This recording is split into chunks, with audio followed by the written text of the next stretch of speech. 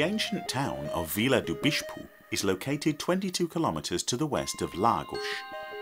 It is spread over hilly ground, slightly inland, far away from the touristic centre of the Algarve.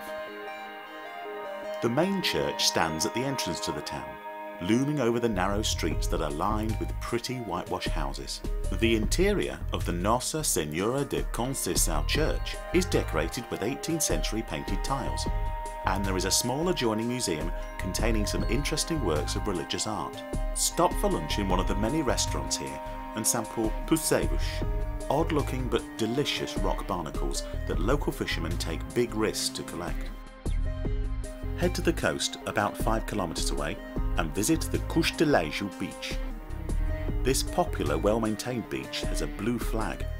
It never gets crowded and is a great place to relax for a while.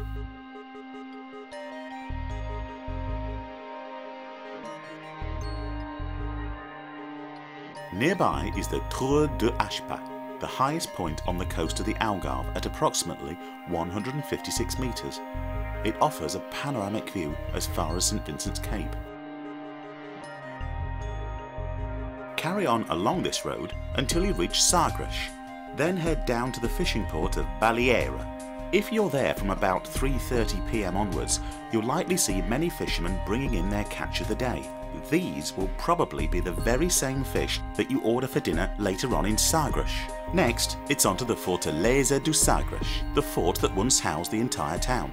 It was built in the 15th century, under the order of the infant Dom Henrique. Head in the direction of St Vincent's Cape, but before you reach it, take a break at the Beliche Beach, a secluded cove that's popular with surfers. It's one of the prettiest bays in the Algarve, but the 150 steps leading down to it can be daunting for some. Next to Beliche, you'll find the Sagres Biogenetic Reserve, a protected area filled with a wide variety of plants and animals. It is the only place in the world where you'll find white storks building their nests in sea cliffs.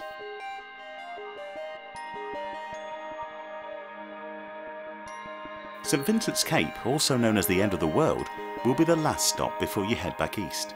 It is the most southwesterly point of Europe and the perfect place to watch the sun go down. Leave here and follow the inland road in the direction of Vila do Bispo. You'll soon pass Val Santo, the Holy Land where pilgrims used to come and pray to St Vincent. This road is surrounded by some dazzling natural scenery and is well worth driving along.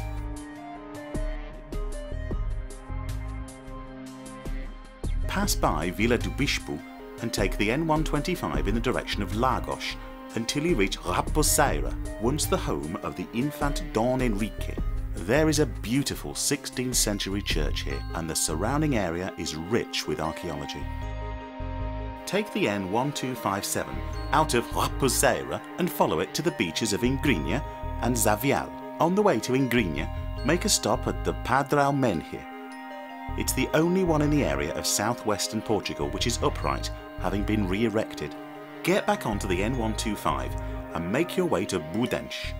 Just before you reach the village, you can make a stop at the Hermitage of Our Lady of Guadalupe, the place where Infant Dom Henrique used to pray. If you can find the caretaker, he will usually give you a guided tour.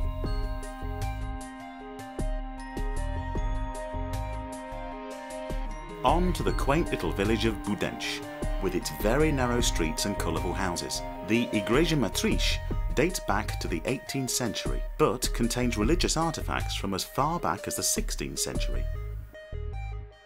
Now leave Budenche, go across the highway and follow the road that runs more or less parallel to the river all the way to the coast. Boca do Rio is the beach where the river meets the sea. It has a fantastic area of wetlands behind it, and the ruins of Almadena fort to one side, which are well worth visiting, if only for the view.